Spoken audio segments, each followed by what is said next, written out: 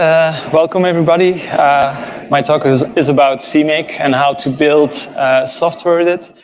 I'm from Digital Arts and Entertainment, so that's actually a bachelor degree. So we are a study program that teaches students how to work in the game industry.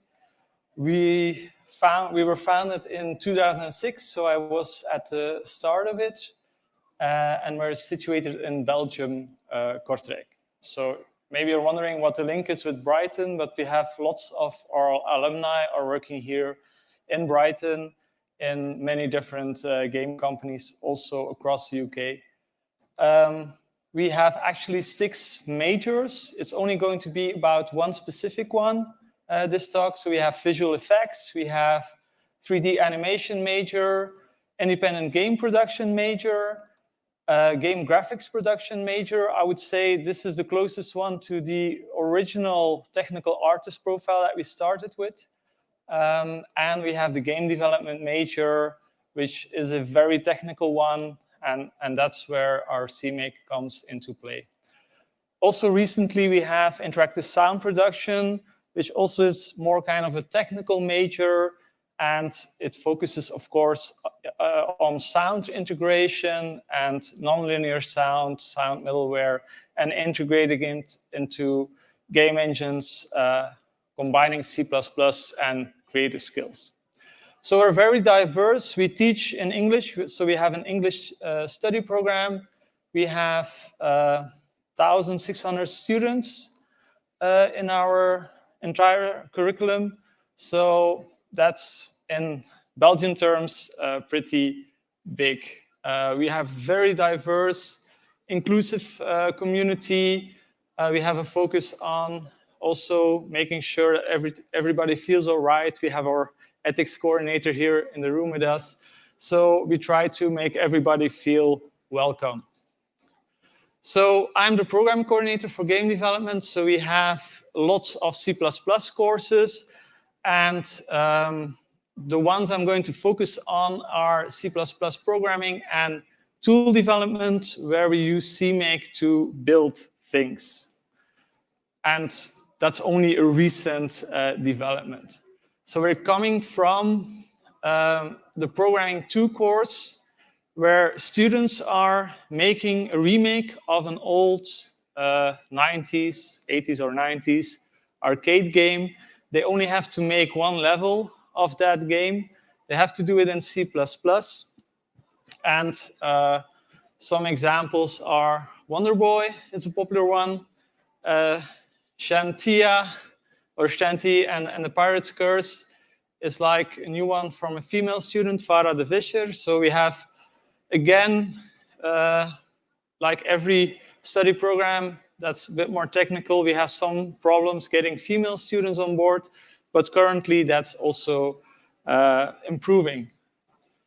And Jakub Fratzak, Shovel Knight is also a popular one for some reason. So the problem is they have to make this game, and we have to do it in C++, and there are some problems with the game engine that this year we tackled with CMake. So we're using a simple direct media layer as a simple base library to do 2D rendering stuff. And in the old version, we had a Visual Studio solution. You cannot really call that a build system. It also was an older version. The typical problem of the people that developed it were gone. We already have 17 years of history, so lots of people helped with the game engine. Like, for example, Mathieu Delare, who now works at Retail Digital, or Peter Verschwevelen, who works at NVIDIA. So those people helped out, but since they were gone, nobody was looking at the engine anymore. So we were stuck on an old version. It was Windows only.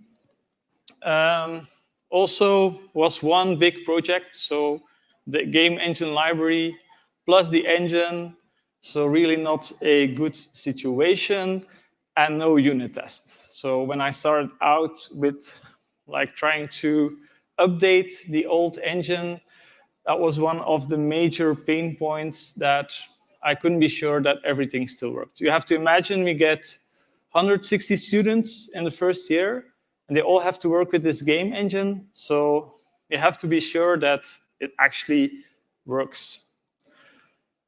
So, and nobody dared to touch it anymore. I think I'm a bit crazy that then I feel the need to update that game engine. So in a new version that we developed this semester, there's a CMake build system. We updated the SDL version, also Windows and Linux, and a third one that I'm going to discuss later on. Also upgraded the pattern that we used, the typical sandbox pattern, a very good website, actually game programming patterns that we use in our teaching in the second year. But also for our first year students, it's important to immediately start out with a nice way of working.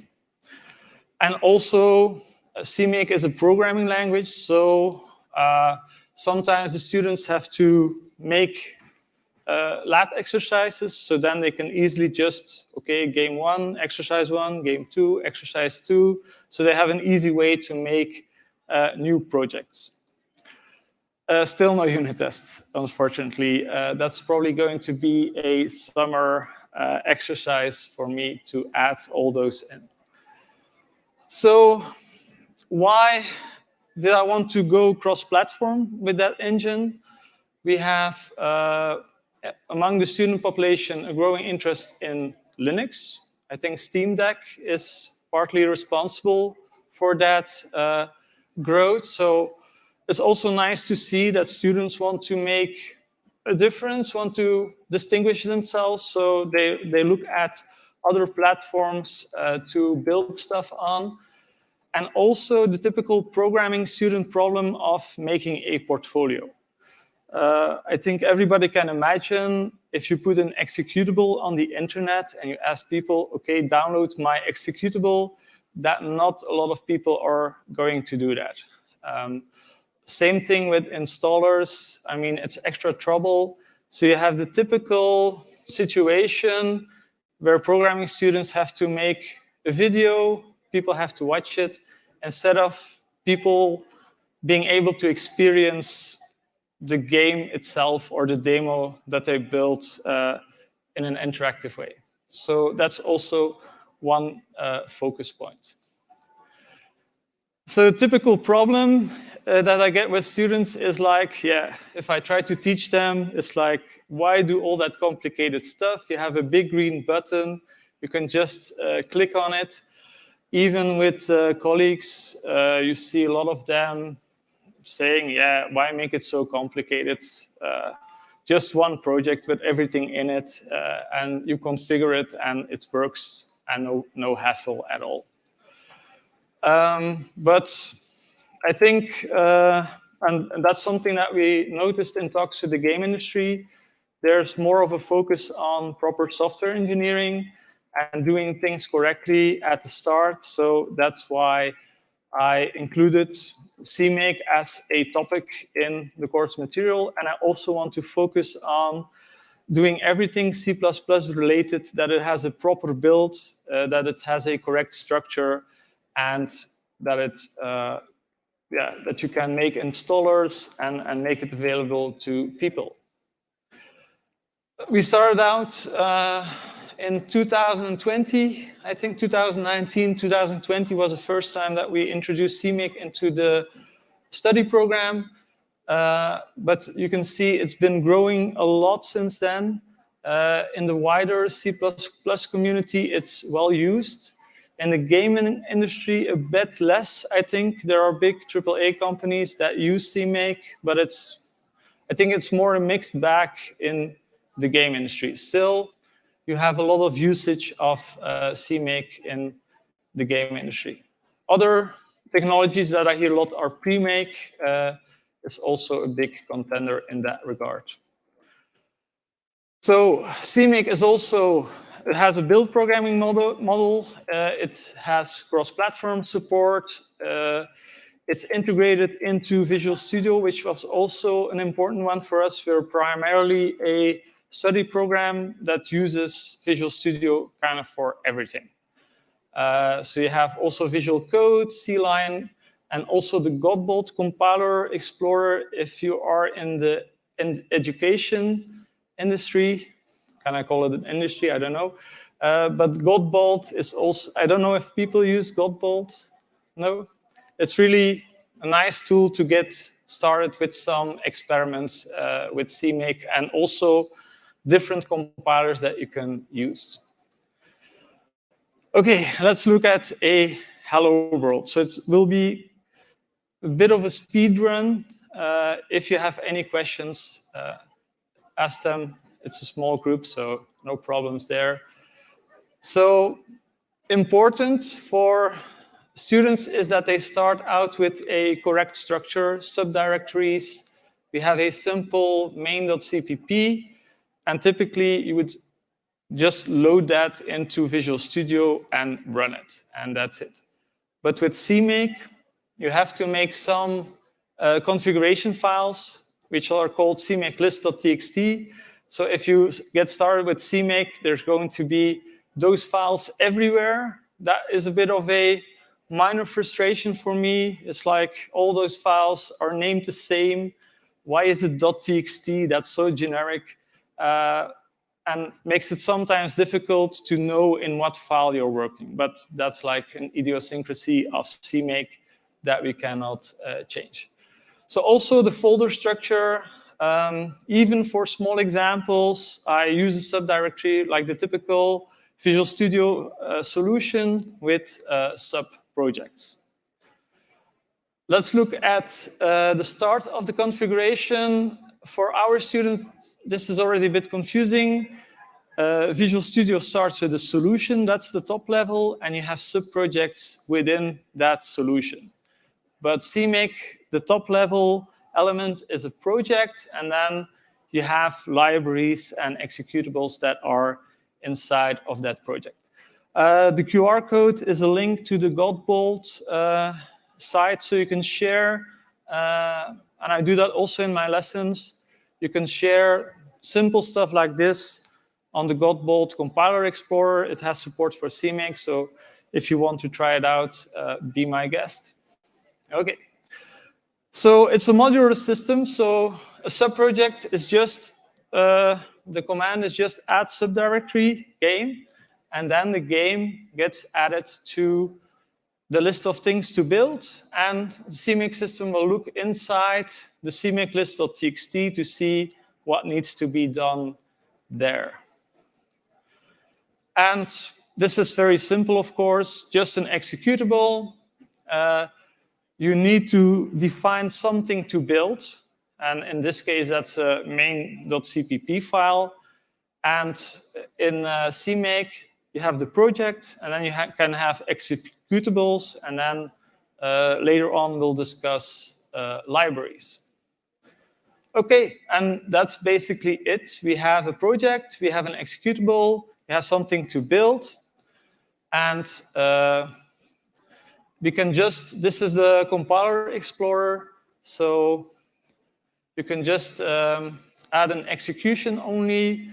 It will compile it with the GCC compiler and also automatically run the program and show the output. So pretty simple way to get started with this technology. Okay. So also a very neat feature is that you can select compilers. If you want to test out features of C++, for example, you can use different compilers, GCC, Clang. They had a bit of a problem with Microsoft. They used to be able to run the Microsoft compiler, but Microsoft being Microsoft, that was a bit shut down. So they're trying to get that back up. Okay, also, a typical thing is that you can also run it in a command shell. You can do an out-of-source build so that your build files are not inside the source structure, for example. So that's also easy to clean. So And it pretty much works out of the box. So this is on Windows subsystem Linux, so you can just build and run the executable. Okay, so how does it work? It has two phases like typical build systems have. You have phase one, you create a build system.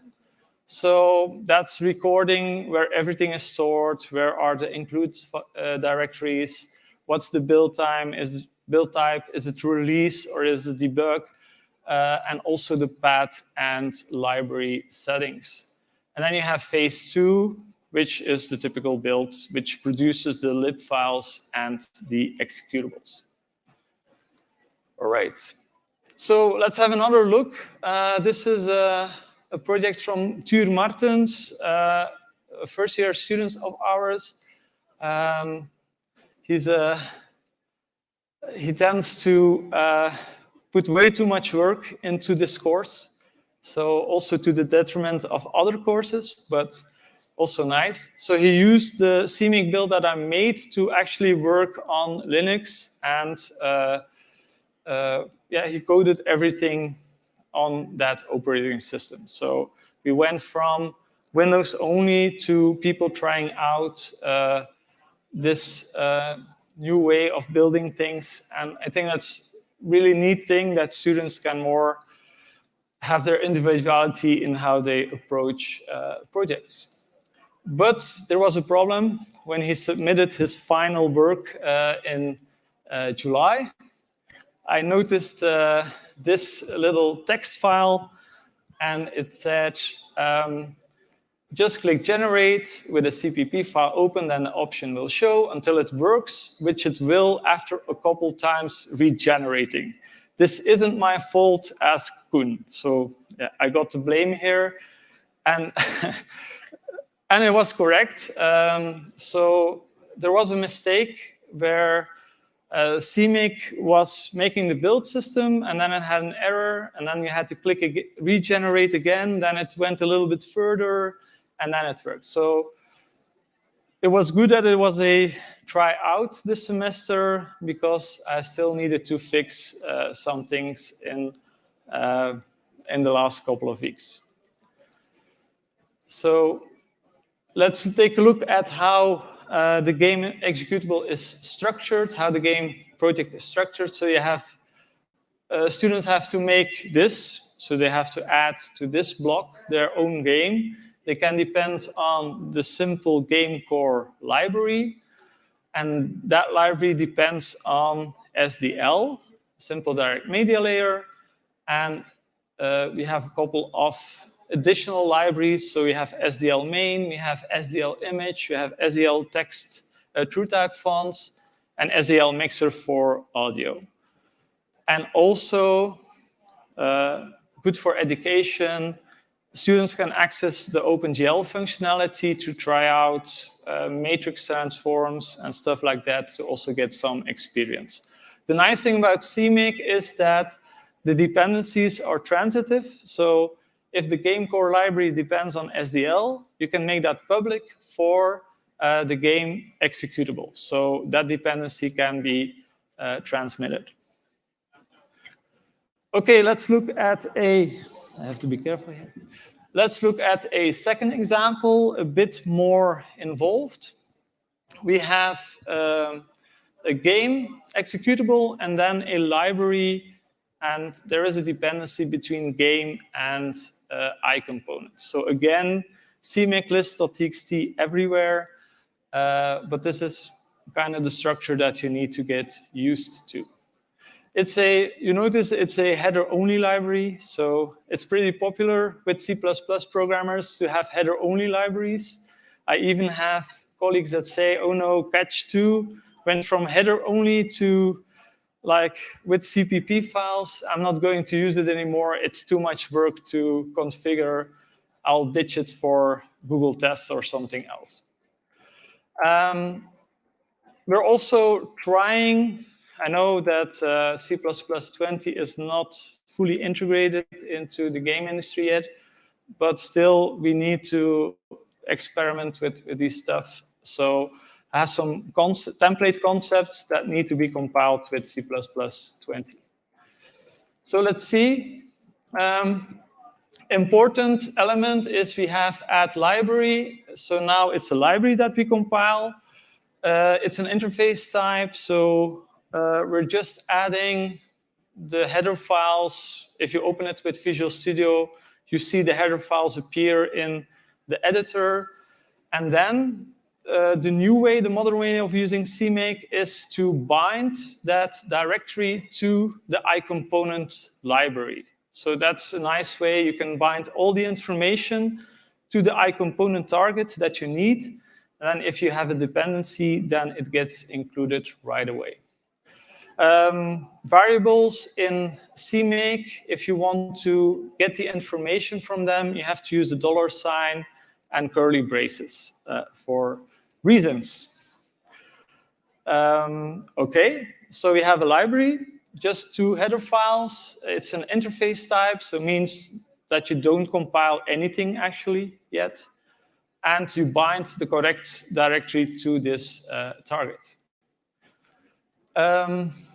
So again, we have a project. You have to set the C++ standard that you want to use. Some CMake C++ flags to set it to standard C++20 as well, to use the newer features. And then we just add the subdirectories, the modules that we need. So you have the game and the iComponent subdirectory. And finally, we can say that there's a dependency of game on that iComponent library. So again, it's a pretty nice way. You know, of course, in education, we tend to use simple examples. It can get a lot more complicated, but the start of it is actually pretty nice. So I'll have one live demo. I know it's dangerous, but let's see if I actually can get it to work. I need to accept. How am I going to get this on? Let's see. Yeah. Okay. Let's skip it maybe for later. All right. So I went a step further. So we have Windows and Linux. That's nice, but people are still not going to download a Linux executable.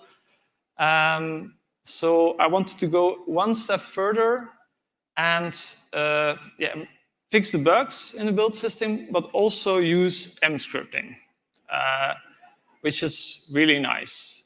But yeah, still no unit test, sorry. There's not, spoiler, there's not going to be unit test at the end of the presentation either. So, okay, I was looking at mscripting. It looked really nice. So, but it was way out of my comfort zone. I did web development in what seems to be like another lifetime, 30 years ago.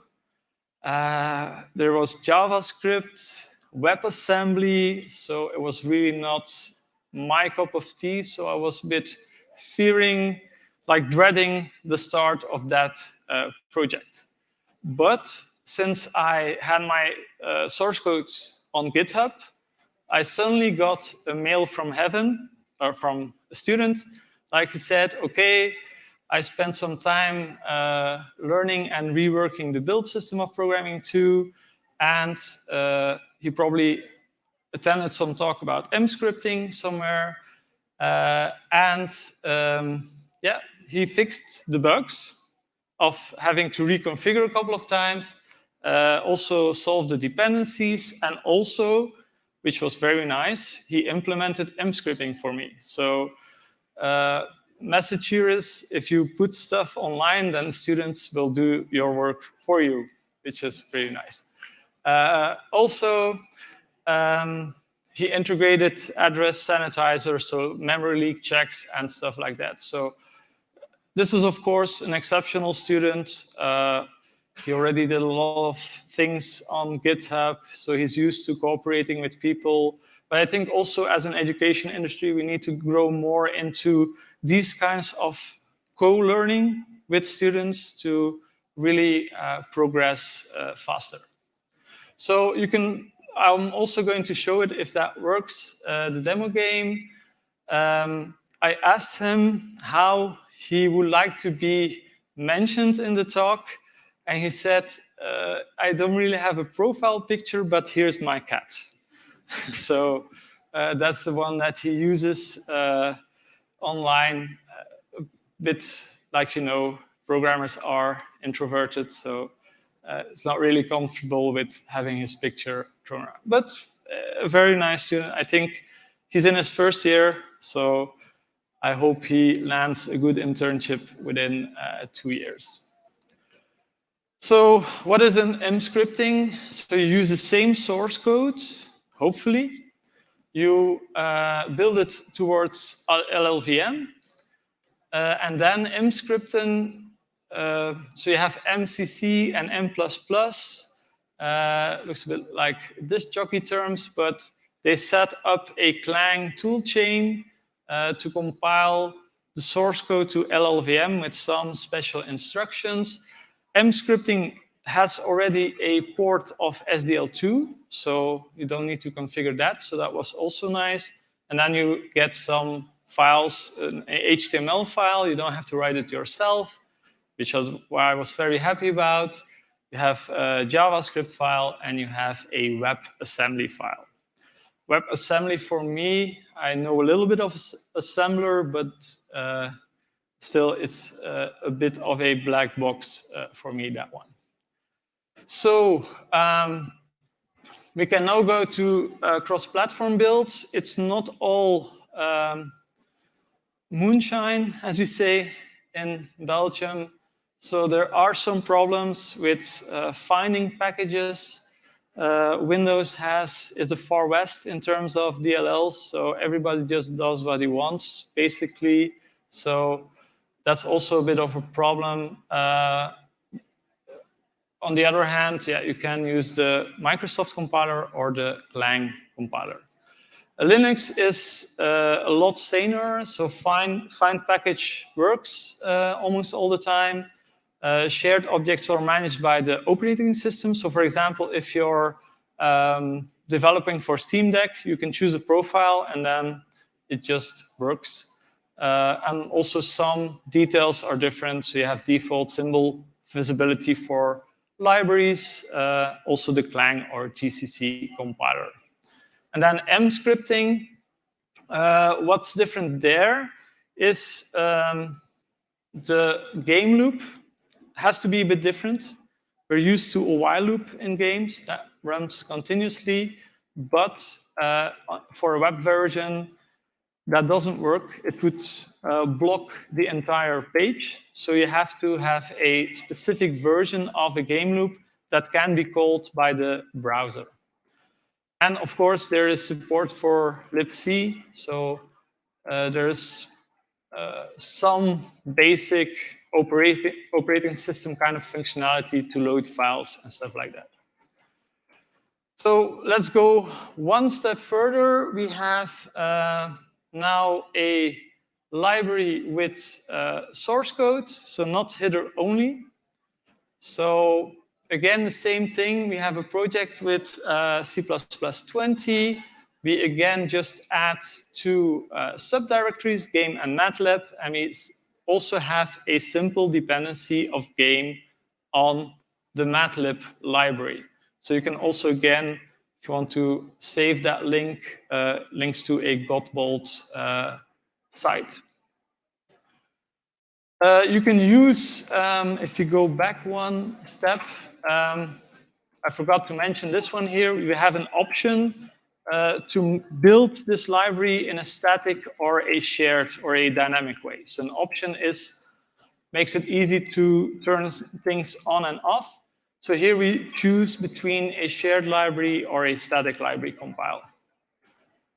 And then you can use that. If it's a shared library, we set the lib type to shared, otherwise to static, and we can also add stuff to the compiler. So we can add matlib shared as a define in our source code, so we can take that into account.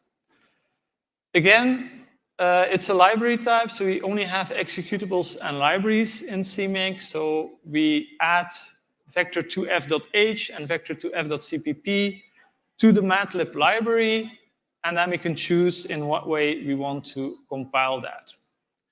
And then again, it still contains headers, so we bind the directory information of the headers to this matlib library target. So again, the same principle to bind all the information to the library target. And if you then have a dependency, it's just enough to declare the dependency and things are running again. If you're working on Windows a lot with C++, then you know that in Windows, the default is not visible.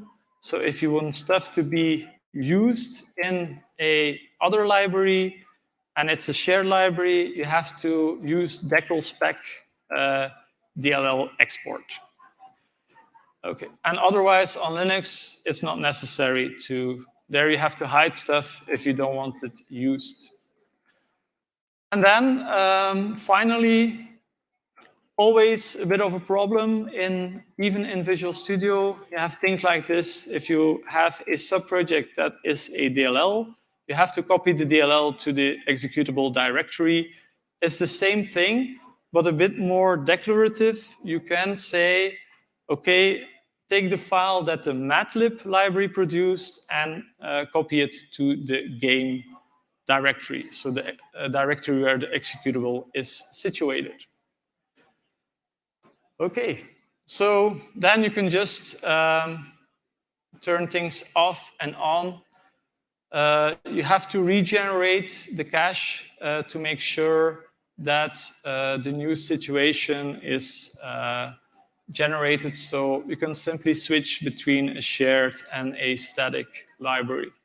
Of course, regenerating the cache for a bigger project could take some time, but that's also not typically something that you're going to do a lot in terms of architecture of your solution.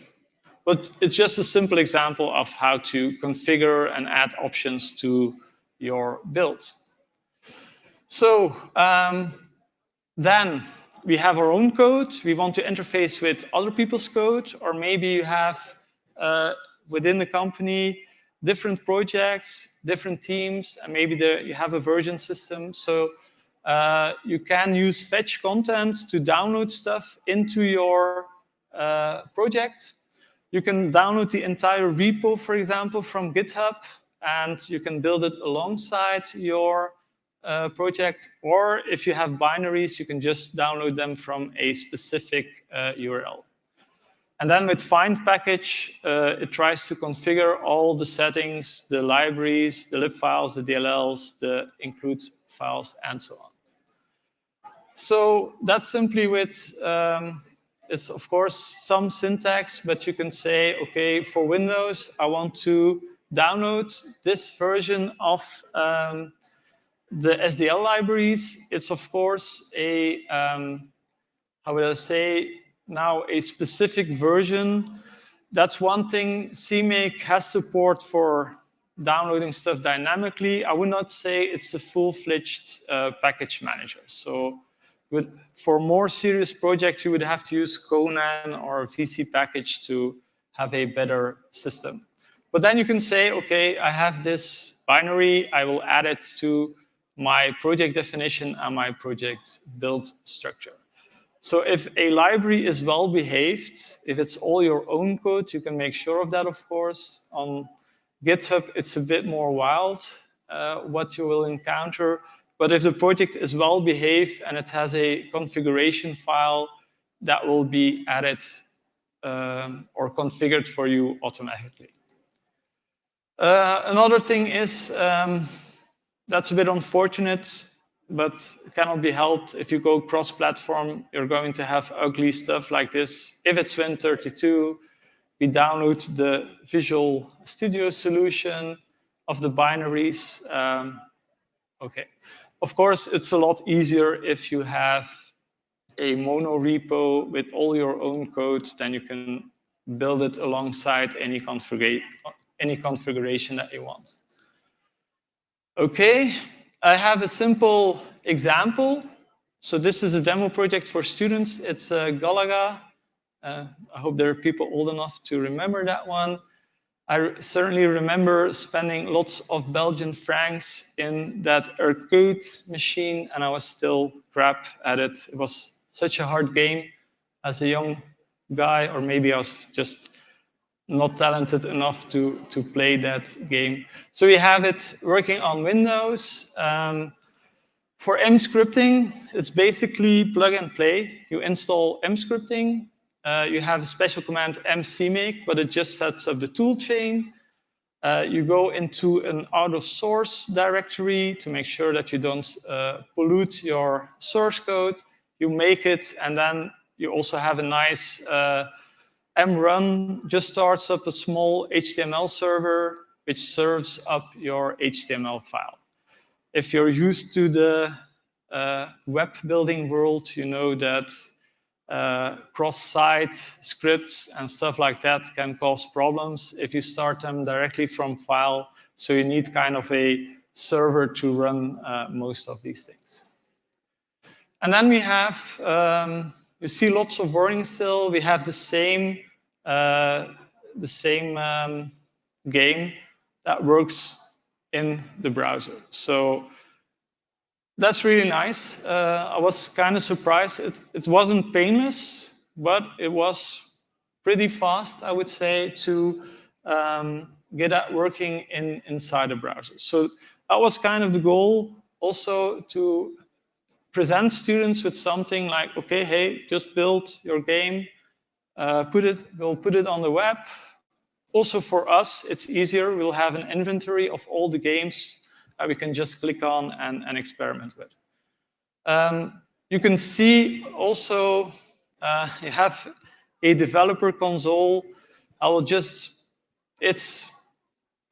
it's a bad experience to debug on in a browser. I will have to get used to that. Maybe there are tools out there that can help with that, but it's not such a good experience. If you have a problem here, it's like, okay, try out what goes wrong, rebuild it, start it up again, something else fails, so it's not such a good development platform yet.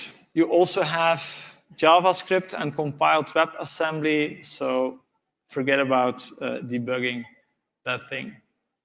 Unless there are tools out there, so if there are and you know about them, please let me know so I can maybe go a little bit faster. So differences, in a typical game, you have an endless while loop. In a mscripting environment, you have to set the main loop, so it will call one frame, and then the browser can call the callback each time a new frame has to be rendered. So that's one major difference. There is a __ mscripting variable defined, so you can take that into account. You have the mscripting.h header file, so that's one big difference that you have to take into account when making this system. Also, this is ugly code. I'm not proud of it. Should be better, but just to highlight the changes in the file system. So there is a virtual file system with mscripting, and it starts at root, and you have to do everything from there. On other platforms, it's just relative to whatever base directory you set. Okay, and what do we have already? We have 2 projects that can run on the web. The 1000-year door, and also, I forgot about the name, shame, Afterburner. So the big question I have now is, we were a bit private about those projects. They live on student laptops and also on teacher laptops sometimes when you look at them. Okay, and now the big question is, okay, if students start putting those projects on the internet, will Nintendo come knocking on the door and saying, hey, take that down, that's our copyright? There is a thing like students have a right to pick some part of creative work, of copyrighted work, but what's the percentage? It's only one level. Is that too much? Will they complain? So maybe this brings along new problems. But the main goal was to have a non-trivial build system in our study program to experiment with the problems and go a bit beyond the academic stuff.